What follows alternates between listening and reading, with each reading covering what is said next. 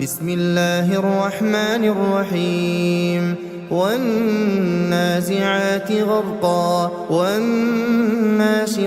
نشطا والسابحات سبحا فالسابقات سبقا فالمدبرات أمرا يوم ترجف الراجفة تتبعها الرادفة قلوب يومئذ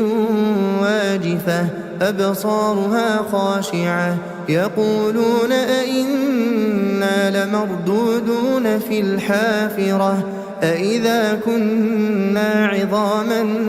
نخرة قالوا تلك إذا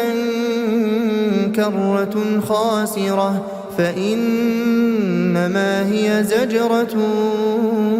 واحدة فإذا هم بالساهرة هل أتاك حديث موسى إذ ناداه ربه بالوادي المقدس طوى اذهب إلى فرعون إنه طغى فقل هل لك إلى أن تزكى وأهديك إلى ربك فتخشى فأراه الآية الكبرى فكذب وعصى ثم أدبر يسعى فحشر فنادى فقال أنا ربكم الأعلى فأخذه الله نكال الآخرة والأولى إن في ذلك لعبرة لمن يخشى أأنتم أشد خلقا أم السماء بناها رفع سمكها فسواها وأغطش ليلها وأخرج ضحاها والأرض بعد ذلك دحاها أخرج منها ماءها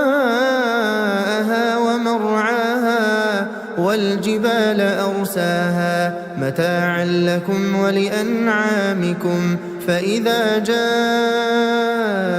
الطامة الكبرى يوم يتذكر الإنسان ما سعى وبرزت الجحيم لمن يرى فأما من طغى وآثر الحياة الدنيا فإن الجحيم هي المأوى وأما من خاف مقام ربه ونهى النفس عن الهوى